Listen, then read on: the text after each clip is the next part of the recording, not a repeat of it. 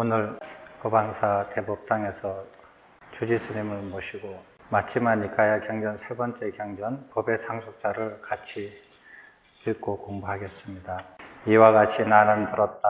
한때 세존께서는 사와띠에 있는 제타숲에 아나타 빈티카 울림에 머무셨다. 그때 세존께서는 비구들이여라고 비구들을 부르셨고 비구들은 세존이시여라고 세존께 응답하였다.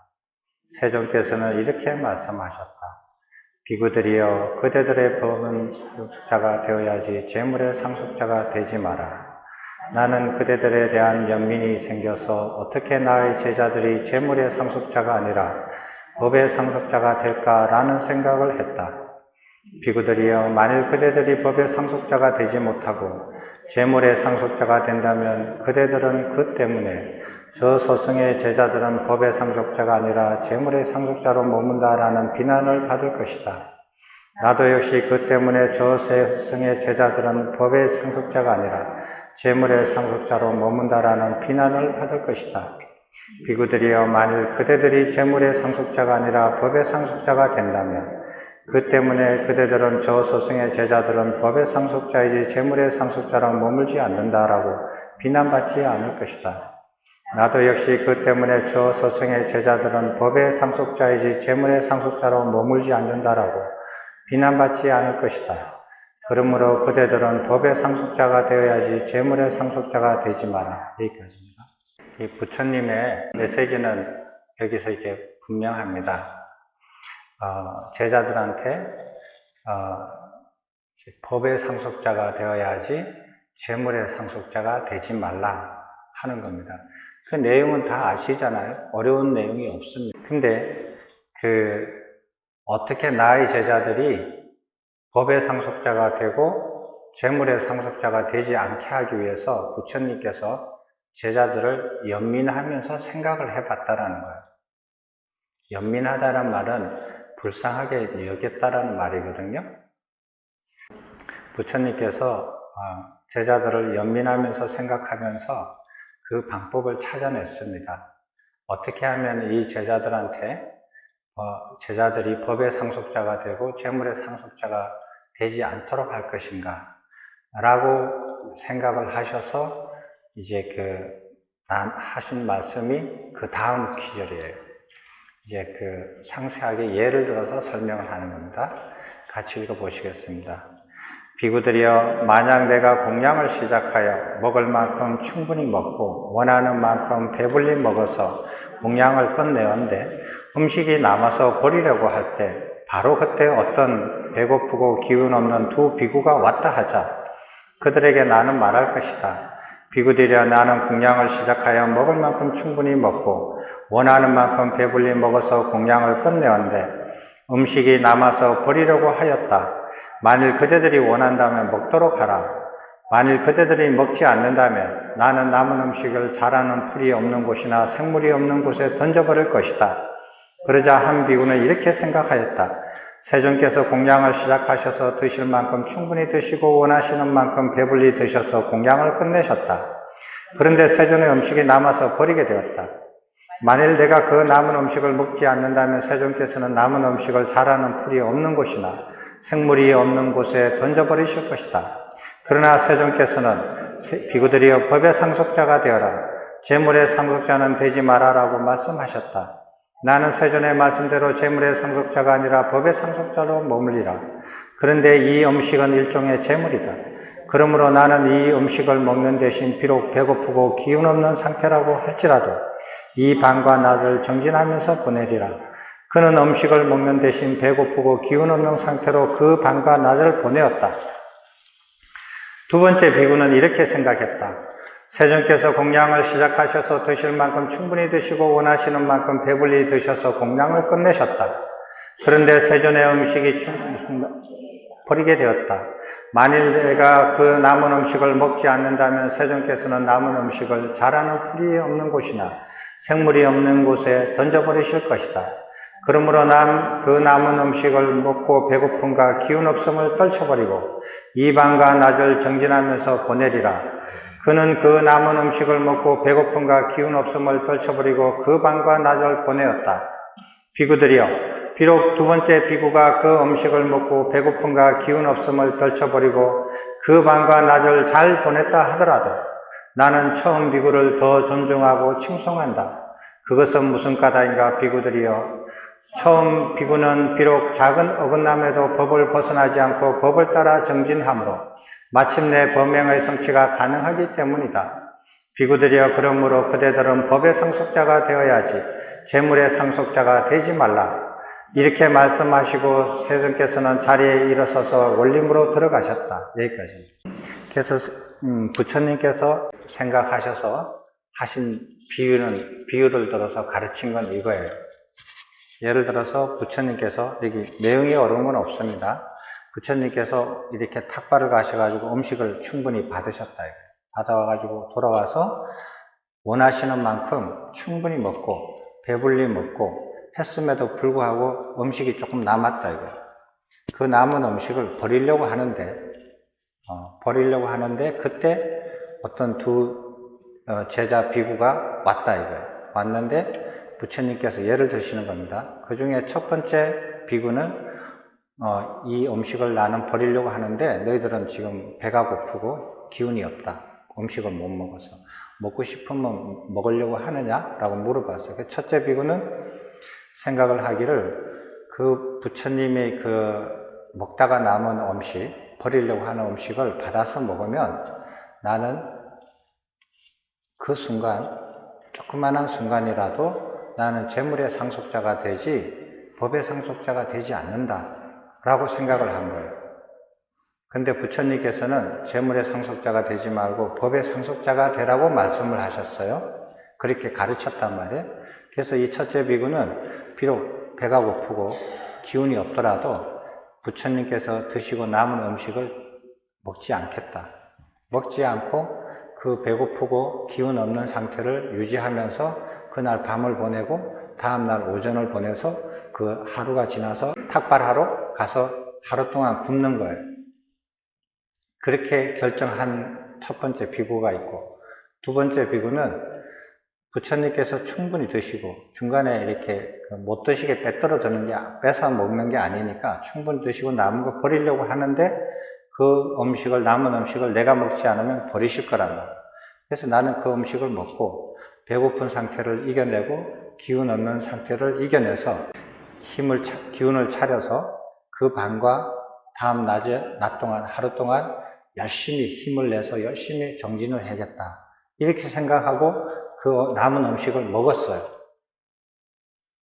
근데 부처님께서는 첫 번째 비구를 칭찬하고 좋아하지 두 번째 비구를 칭송하고 좋아하지 않는다라고 말씀하셔요.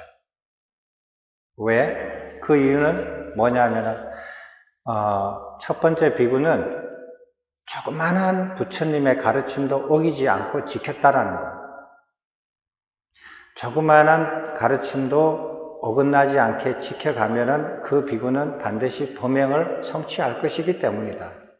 첫 번째 비구는 범행을 성취할 것이고, 두 번째 비구는 조그만한 것을 자기 편의대로 상황에 따라서 임기응변으로 자기가 이렇게 응용해서 간단 말이에요. 그러니까 조그만한 것들은 어긴다고. 그렇게 조그만한 것들을 어겨서 가면은 범행을 성취하기가 어렵다라고 보시는 거예요.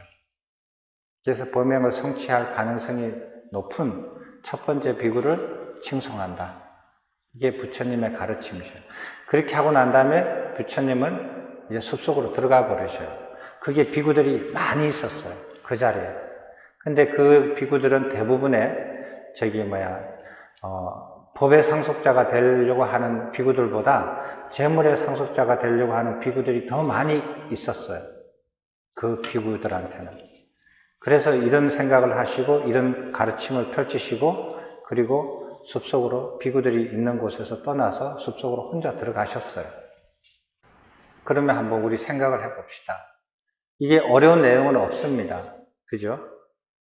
자, 그러면 어떤 비구가 생각을 했습니다. 부처님께서 남긴 탁발 남긴 음식을 나는 먹지 않았다.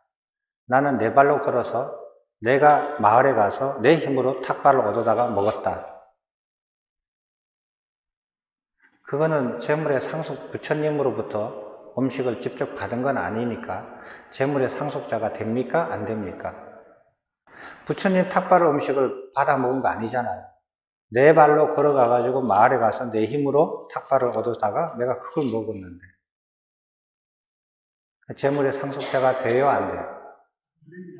왜 안 돼? 상속받은 게 아닌데?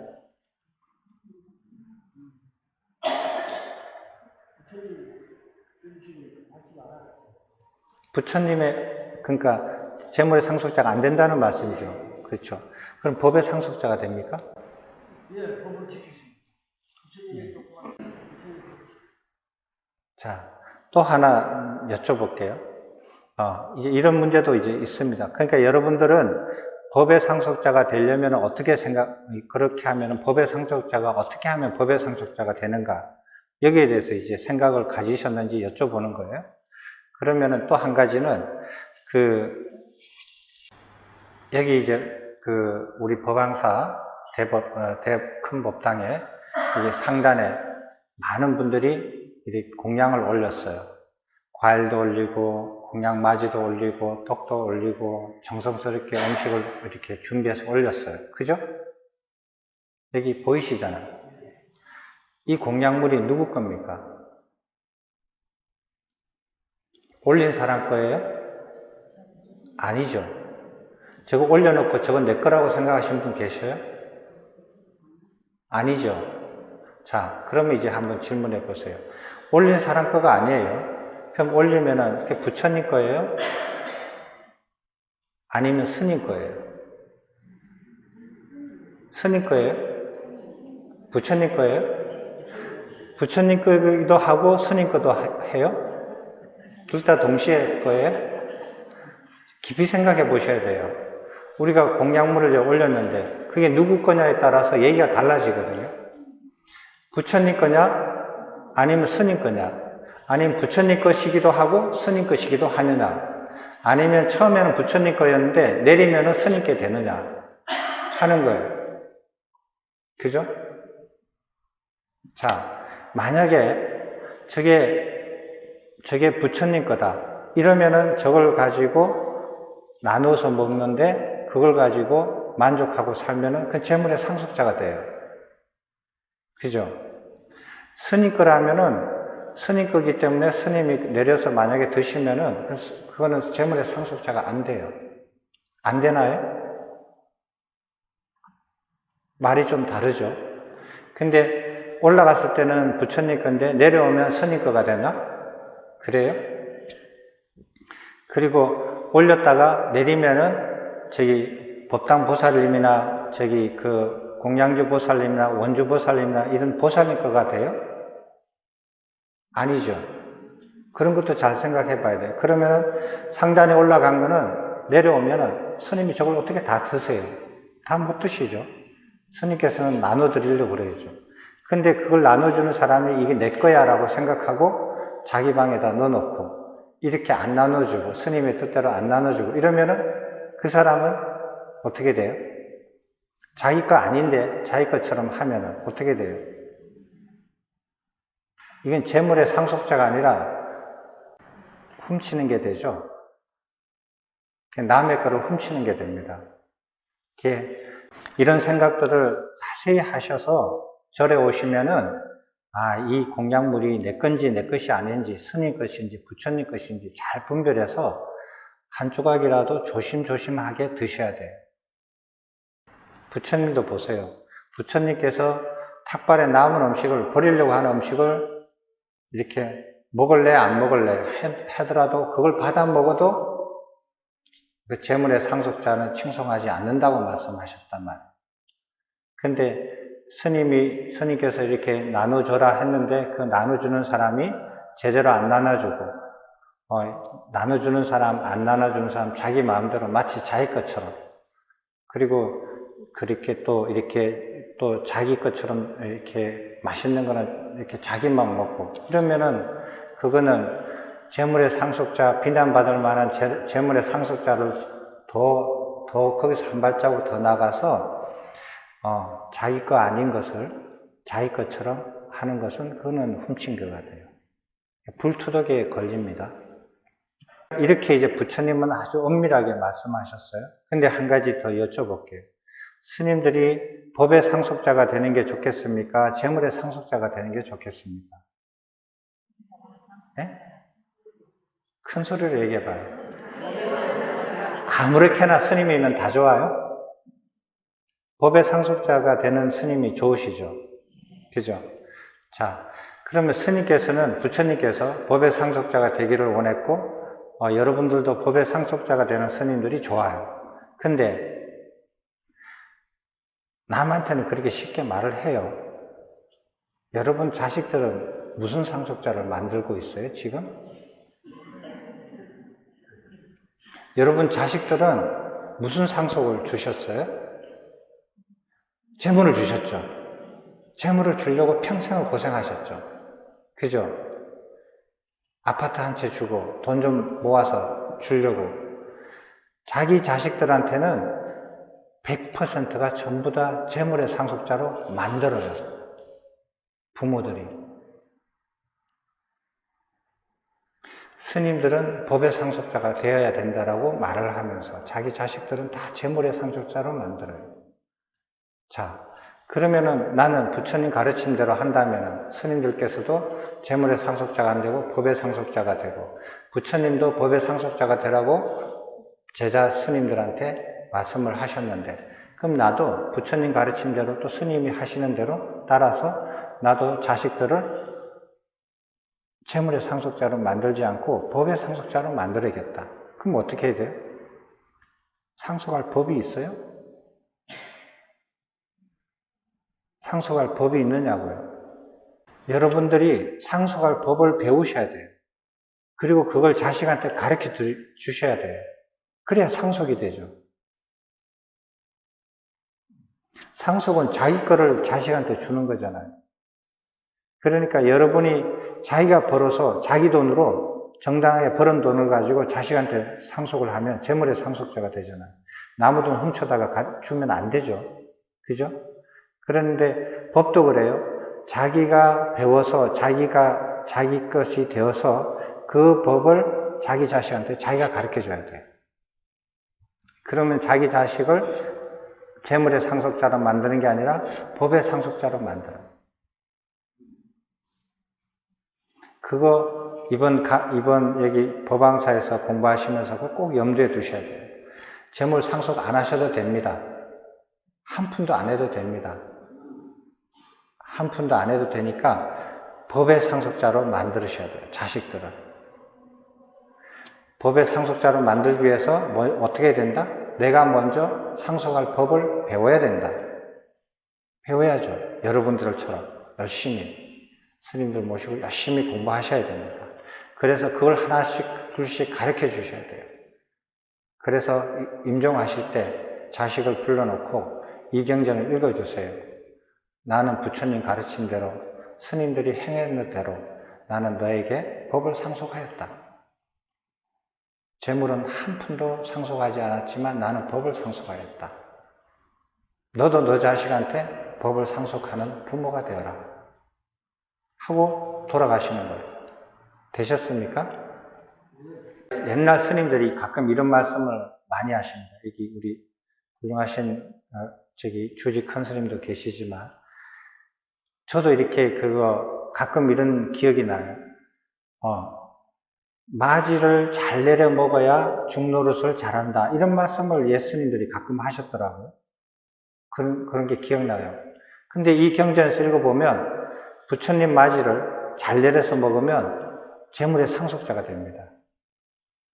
그 재물의 상속자가 되는 거예요. 지름길이에요. 그래서 이렇게 하시고 이제 부처님은 가셨어요. 아주 구체적으로 예를 들어서 이렇게 말씀을 하셨어요. 그랬더니 이제 그 부처님의 가르침을 이렇게 잘 이해하고 설명을 잘 하시는 사리불 존자께서 그 비구들한테 다시 설명을 해줍니다. 여러분들은 어떻게 하면은 재물의 상속자가 되지 않고 어떻게 하면은 법의 상속자가 될 수 있겠는가? 이거를 한번 잘 이렇게 어떻게 생각하는가? 이거를 잘 생각해 보셔야 돼요. 그 말은 맞는 것 같지만 내가 그러면은 재물의 상속자가 되지 않고 법의 상속자가 되기 위해서 무엇을 어떻게 해야 되는가? 그걸 얘기하라 그러면은 말은 쉽지만 좀 막연할 거예요. 여기 구체적으로 사리불존자가 설명을 하십니다. 같이 읽어보고 공부하시겠습니다. 세존께서 떠나신 지 얼마 되지 않아 사리푸타 존자가 도반들이시여라고 비구들을 불렀다. 비구들은 도반이시여라고 사리푸타 존자에게 응답하였다. 사리푸타 존자는 이렇게 말하였다. 도반들이여, 스승께서 한거하여 머무실 때 제자들이 어떻게 하는 것이 스승의 한거를 따라 공부 짓지 않는 것이며 어떻게 하는 것이 스승의 한거를 따라 공부 짓는 것입니까? 도반이시여, 우리는 이런 말씀의 뜻을 알기 위해서라면 멀리서라도 사리푸타 존자의 곁으로 올 것입니다.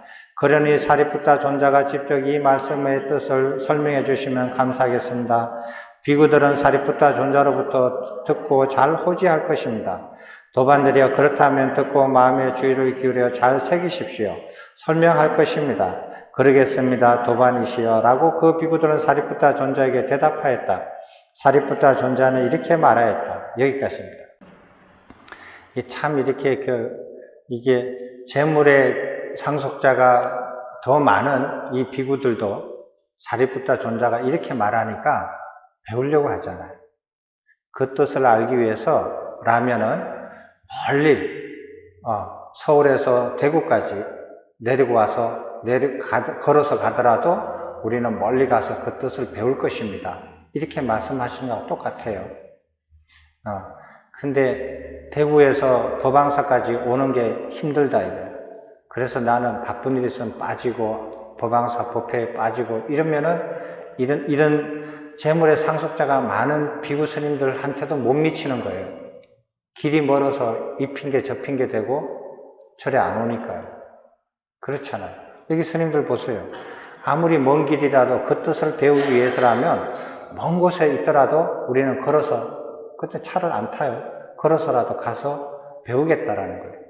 그런 마음이 있잖아요.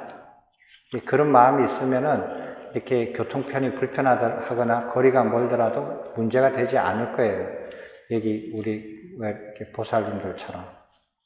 사리푸타 존자가 재물의 상속자가 되는 방법을 설명해 주고, 그 다음에 그 법의 상속자가 되는 방법을 설명을 해 줍니다. 한번 잘 들어보십시오. 읽어보시겠습니다.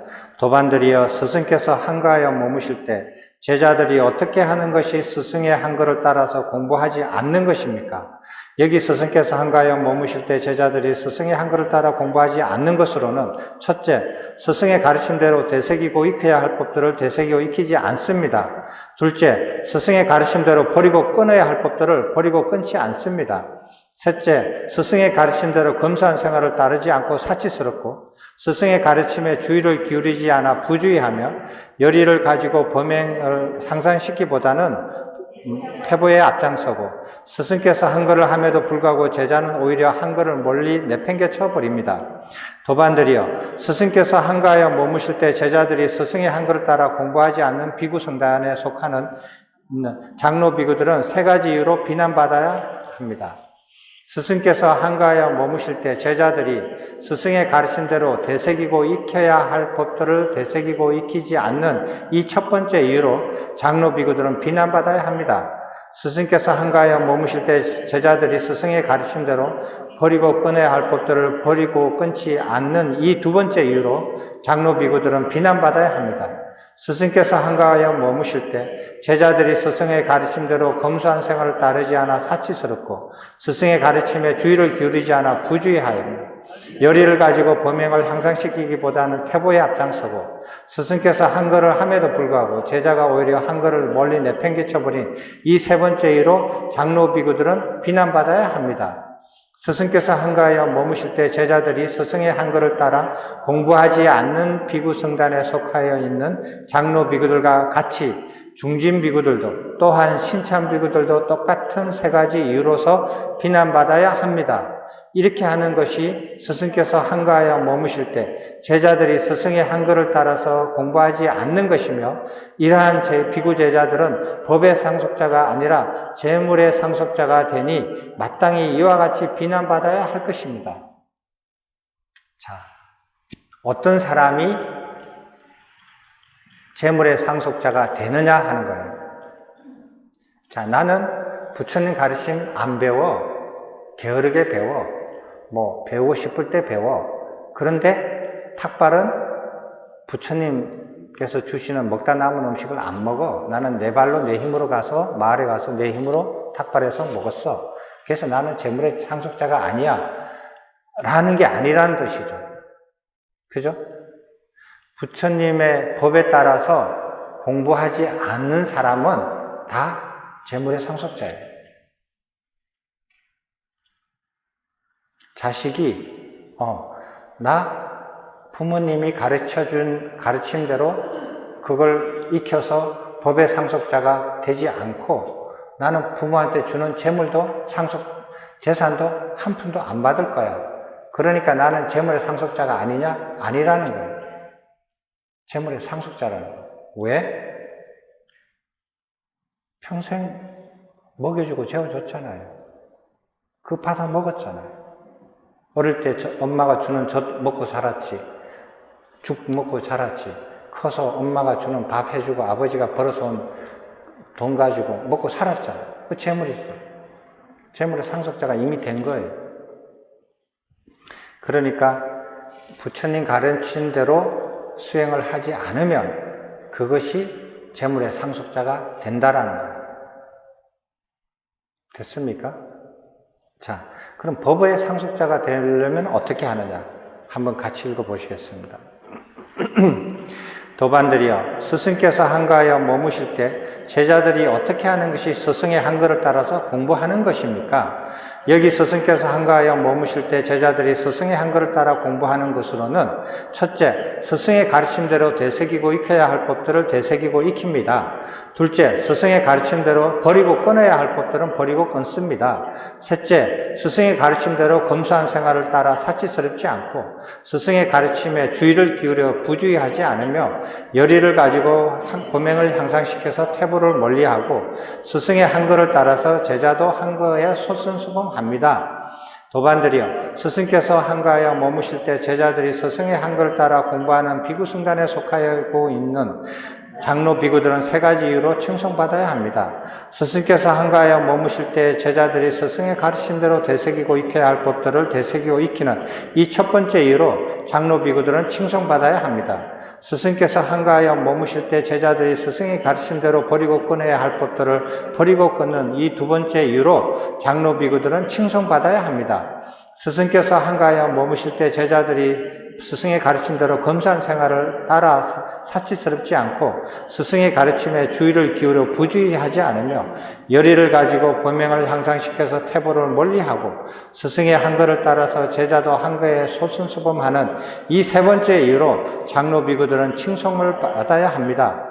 스승께서 한가하여 머무실 때 제자들이 스승의 한거를 따라 공부하는 비구승단에 속하여 있는 장로 비구들과 같이 중진 비구들도 또한 신천 비구들도 똑같은 세 가지 이유로서 칭송받아야 합니다.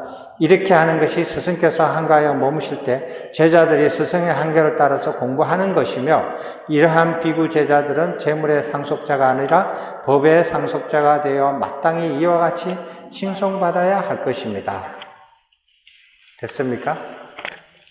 그래서 부처님의 가르침에 따라서 공부를 하고 수행을 하면은 그런 제자들은 법의 상속자가 되어서 칭송을 받아야 한다. 법의 상속자가 돼서 칭송받지 않는 비구 제자들은 다 재물의 상속자다. 됐습니까? 그렇게 이해를 하시는 게 이제 바르게 이해를 하는 거예요. 나는 출가를 했는데 세속에 있는 부모님들한테 받은 유산으로 승복도 있고 가사도 있고 운막도 짓고 또 이렇게 세속 집안의 친인척들이 주는 탁발 음식으로 먹고 살았다. 그리고 나는 부처님의 가르침을 내가 공부하고 싶을 때 공부하고 그렇게 열심히 안 한다.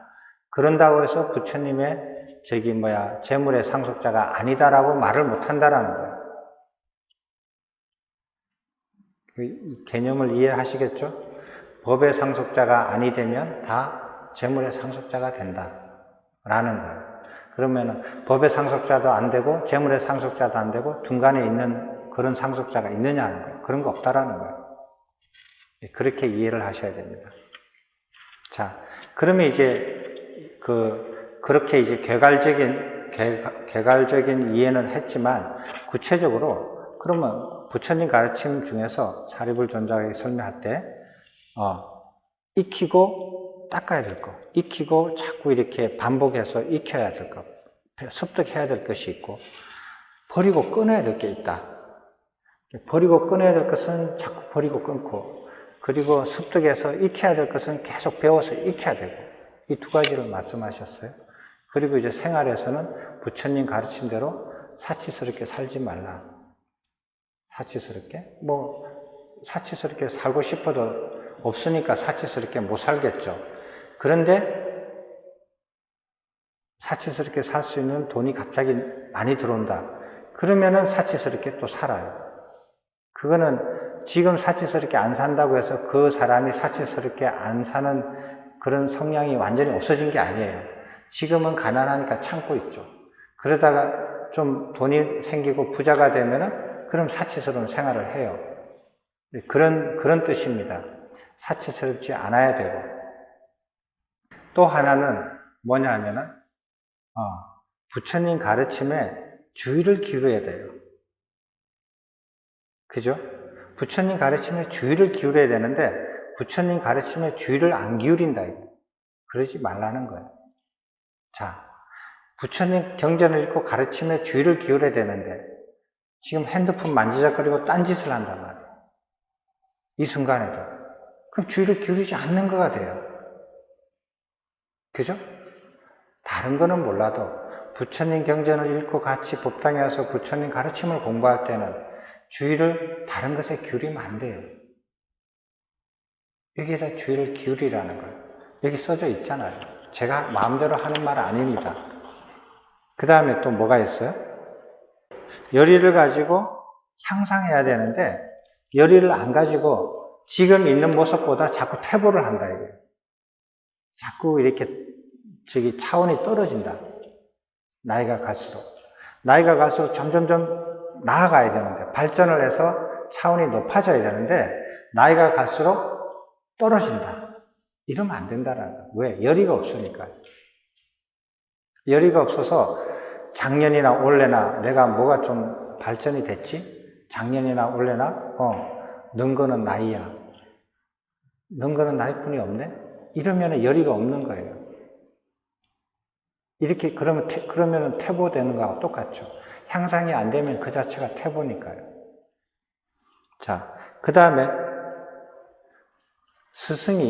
스님들이 열심히 정진하시고 공부하시고 안거를 하시는데 법의 상속자가 될 사람들이 이렇게 부처님 가르침대로 따르지 않고 스님들대로 따르지 않고 게으름지기면서 편안하게 논다 이거예요.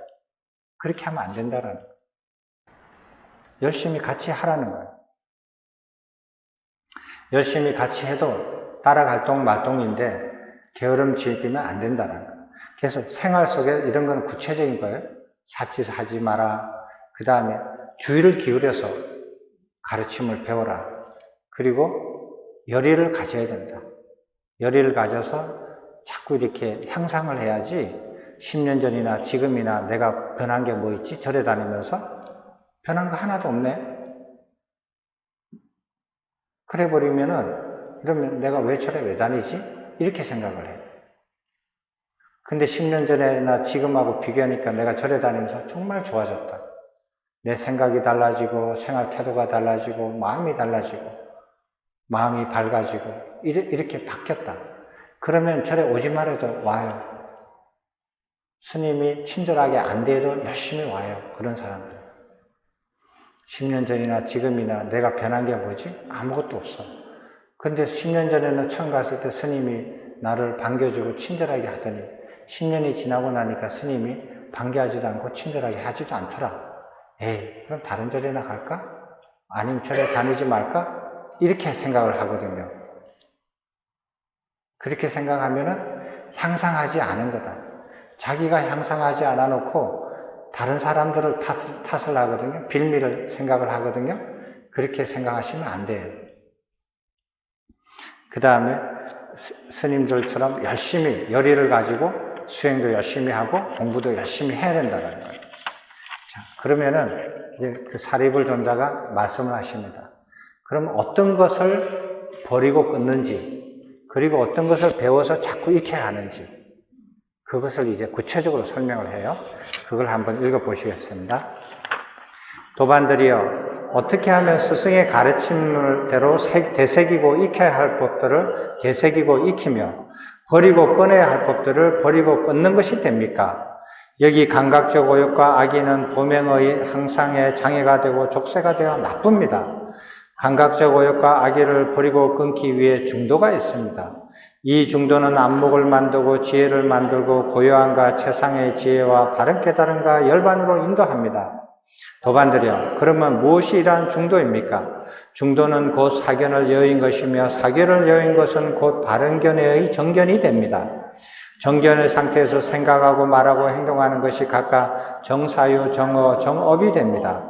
나아가 정견의 상태에서 일상생활의 모든 면들을 영위하는 것이 정명입니다. 정명이 더욱 향상시키도록 근면하고 부지런히 노력하는 사정근이 정정진입니다. 정명과 정전을 닦아서 사념체의 사티성은 성취되고 사티는 잘 확립되는 것이 정념이며 정념의 상태에서 닦는 사마디를 정정이라고 합니다. 이것이 바로 팔정도입니다. 도반들이여, 여기 감각적 오욕과 악의는 버리고 끊어야 할 법들로서 스승의 가르침대로 버리고 끊어야 하며 팔정도는 되새기고 익혀야 할 법들로서 스승의 가르침대로 되새기고 익혀야 합니다. 도반들이여, 여기까지입니다. 여기까지요. 자, 여기 이제 사리불 스님께서 그 모인 비구들한테 무엇을 버리고 끊는지, 그 다음에 무엇을 자꾸 반복해서 익혀야 하는지를 설명을 해줘요. 무엇을 버리고 끊어야 된다? 감각적 오욕과 악의를 버려야 된다. 끊고 버려야 된다. 감각적 오욕이 무엇이고 악의가 무엇이냐? 그런 것들은 좀 더 상세하게 여러분들이 이제 주지 스님한테 나중에 여쭤서 잘 배우고 공부하시면 알아지실 겁니다. 이제 그렇게 했어요. 그런 것들은 나쁜 거니까. 왜 나쁘냐?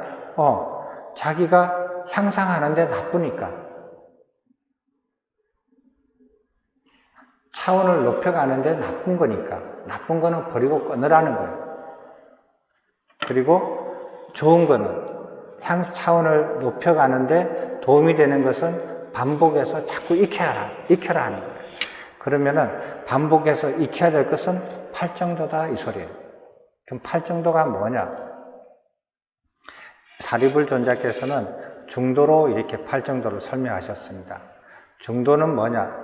여러분들 중도는 잘 이렇게 뭐냐라고 물어보시면 아시죠?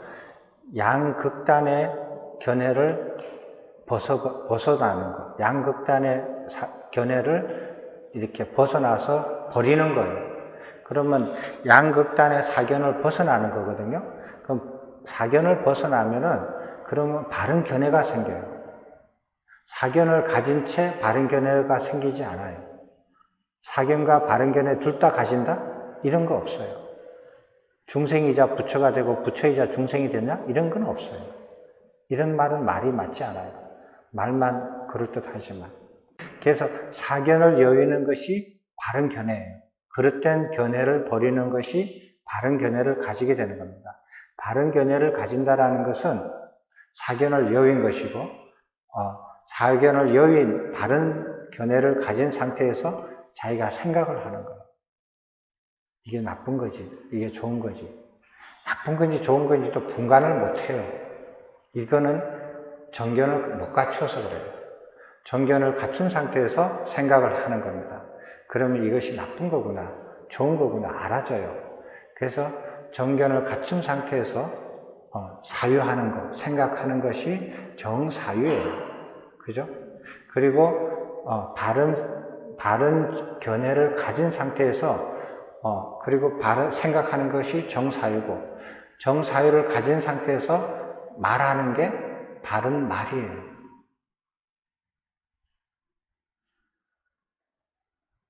아무나 이렇게 좋은 말 한다고 다 바른 말 되는 거 아니에요. 어떤 상태에서 하는 말인가. 그리고 그런 바른 생각하고 바른 말 하면서 몸을 움직여서 행위, 행동을 하는 것이 바른 업이에요.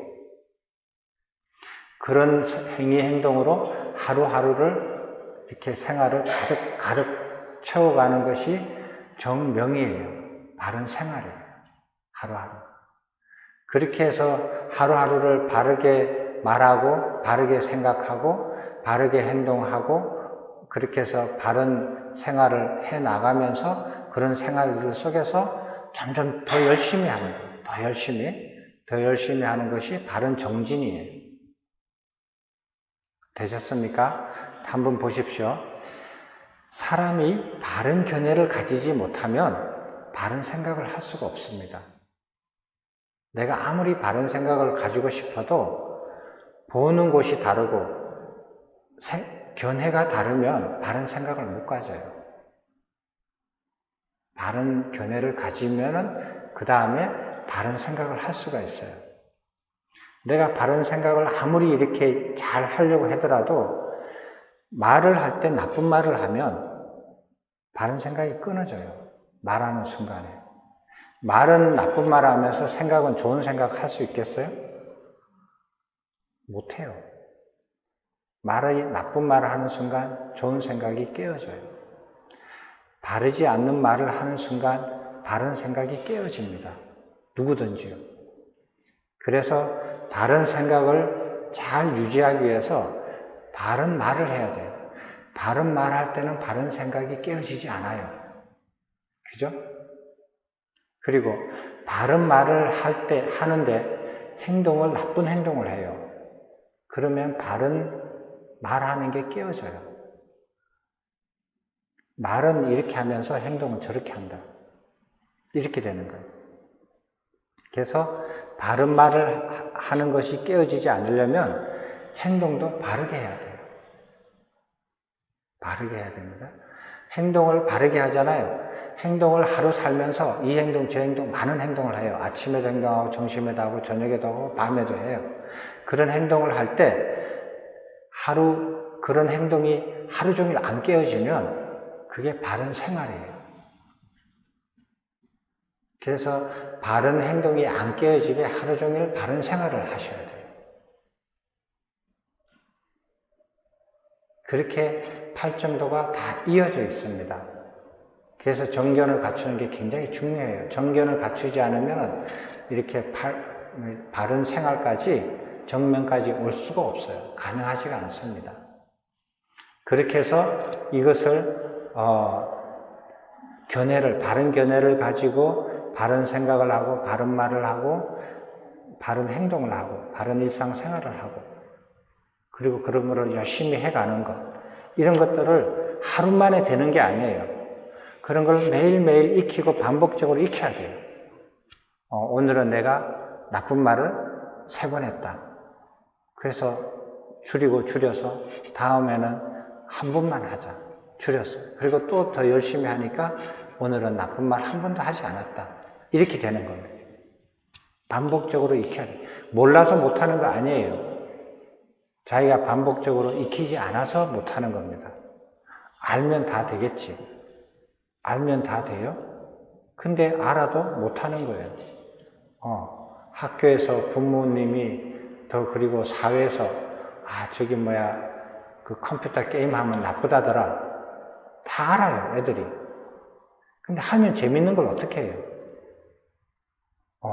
저분들은 선생님이나 부모님이 컴퓨터 게임 하지 말라고 자꾸 말씀하시고 그거 하면 나쁘다라고 얘기하는데 아마 엄마는 이 컴퓨터 게임을 하는 게 얼마나 재밌는지 모르실 거야. 이게 얼마나 재밌는지 그걸 모르실 거야. 몰라서 아마 저런 말 하실 거야. 라고 생각하고 해요. 몰라서 못하는 거 아닙니다. 근데 그것을 익혀야 돼요. 반복적으로. 그렇게 지금 얘기하는 겁니다. 그래서 스승의 가르침대로 버리고 꺼내야 될 것은 자꾸 버려서 꺼내야 되고, 그리고 반복적으로 새겨야 될 것은, 배워서 새겨야 될 것은 자꾸 반복해서 새겨야 됩니다. 되셨습니까? 이제 이렇게 하라는 거예요. 자, 네, 마지막으로 한번 더 마지막 가르침을 읽어보고 오늘 마치도록 하겠습니다. 도반들이여 감각적 오역과 악의와 같이 성냄과 분노도 나쁩니다. 왜냐하면 성냄과 분노는 감각적 오역과 악의를 버리고 끊는 것을 방해하고 어렵게 할 뿐만 아니라 감각적 오역과 악의를 정장시키기 때문입니다. 이와 같이 다른 사람들을 모욕하거나 얕보는 것도 나쁩니다. 질투하고 인색하는 것도 나쁩니다. 속임수와 사기치는 것도 나쁩니다. 완고하거나 뻔뻔스러움도 나쁩니다. 자만이나 거만도 나쁩니다. 허영이나 방일도 나쁩니다. 이러한 나쁜 것들은 버리고 끊어야 할 법들로서 스승의 가르침대로 버리고 끊어야 하며 팔정도는 되새기고 익혀야 할 법들로서 스승의 가르침대로 되새기고 익혀야 합니다. 이러한 비구 제자들은 스승의 한글을 따라서 열의를 가지고 범행을 향상시키고 한글에 솔선수범하는 법의 상속자들입니다. 사리푸타는 이래와 같이 살아였다. 그 비구들은 흡족한 마음으로 사리푸타 전자의 설명을 크게 기뻐하였다. 자, 그런데 감각적 오역과 악의를 버리고 끊어야 돼요. 버리고 끊어야 되고 싶은데, 버리고 끊는데 안 끊어져요. 내가 한 번 하고 두 번 하고 세 번 하니까 안 끊어져요. 한 달하고 두 달하고 세 달 해도 안 끊어져요. 1년 하고 2년 하고 3년 했는데도 안 끊어져요. 어떻게 된 거냐? 내가 뭐 무슨 문제점이 있느냐? 부처님 가르침이 틀렸나? 뭐 스님이 안 가르치신 이렇게 비밀스러운 가르침을 내가 못 받았나? 이렇게 생각을 해요. 그게 아닙니다. 이걸 끊으려고 하는데 잘 안 끊어지는 이유가 있어요. 안 끊어지는 사람한테. 뭐냐? 나쁜 걸 이걸 끊으려고 하는데 그 밑에 또 있는 거예요. 그 사람한테는. 뭐가 있느냐? 게으르다는 거예요. 첫 번째, 게으르고 허영되다는 거예요. 막 사람들 앞에 나가서 그냥 이렇게 자기 드러내고 칭찬하고 막 그냥 이런 거는 좋아해요. 막 그냥 법당에 와서 여기 피아노 앞에서 막 그냥 예쁜 옷 입고 노래 부르고 이런 건 좋아해요. 근데 저기 앉아서 스님의 가르침을 듣는 거는 싫어해요. 후원에 가서 막 봉사하고 이러는 거는 싫어해요. 허영기가 있는 사람들이거든요. 그죠? 그런 허영기가 있는 사람들이에요. 허영한다는 거, 게으르다는 거, 이런 게 있으면 안 끊어져요. 그리고 나는 부지런하다. 나는 허영기도 없다. 부엌이든, 정랑이든, 스님께서 시키는 대로, 아니면 스스로 장소를 가리지 않고 다 이렇게 하심하면서 청소하고 봉사를 한다, 이거예요. 나는 그런 허영기 없다. 사람들 안 봐도 한다. 볼 때만 하는 게 아니다. 스님 앞에서는 잘하는데 스님 없으면은 완전 스님 반대로 한다. 나는 이러지 않는다는 거예요. 사람이 보나 안 보나 나는 똑같이 잘한다. 그런데 왜 안 끊어지느냐? 그냥 또 있어요. 자만이나 거만하다. 나 이 정도 배웠으면 됐어. 나 이 정도 가서 봉사활동 했으면 됐어. 나 이만큼 할 만큼 했어. 내보다 더 한 사람 나와보라네. 나도 웬만한 스님보다 더 많이 했을걸? 이렇게 생각해요. 자만하고 거만한다. 왜?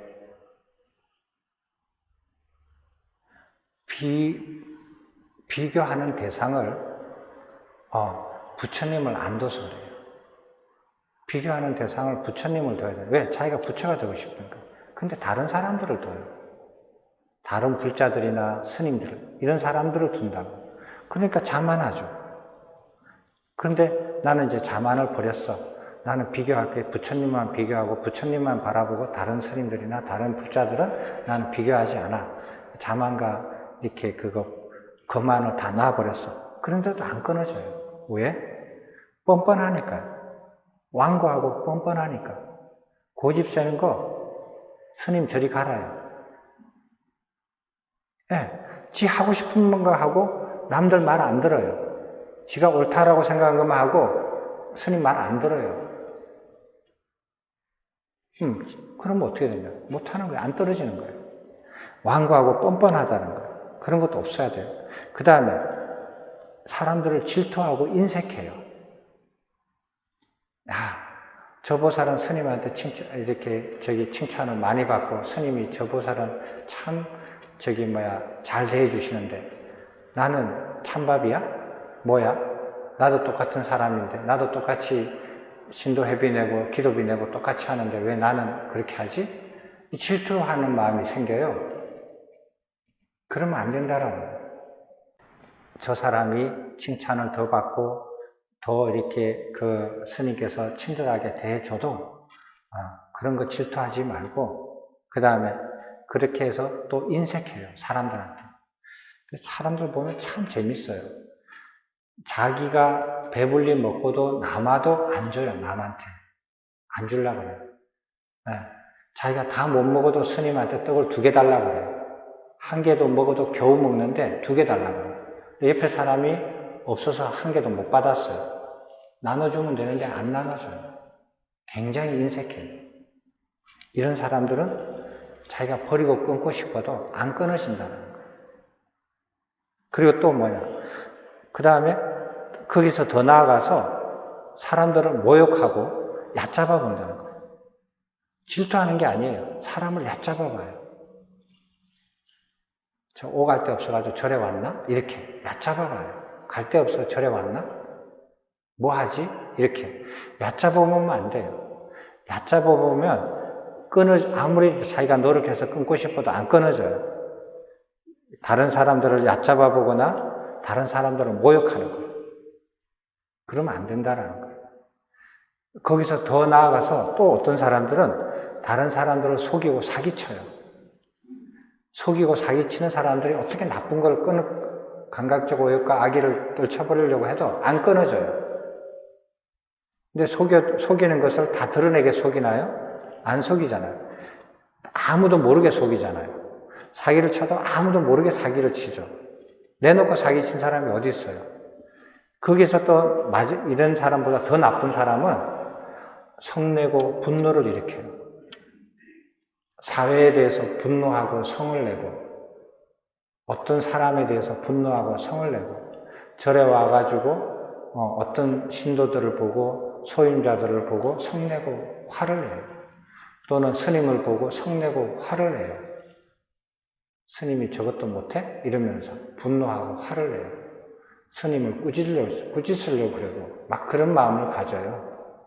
이런 사람들은 감각적 오욕과 악의를 떨쳐버리고, 아무리 떨쳐버리고 싶어도 안 떨쳐버려진다라는 거예요.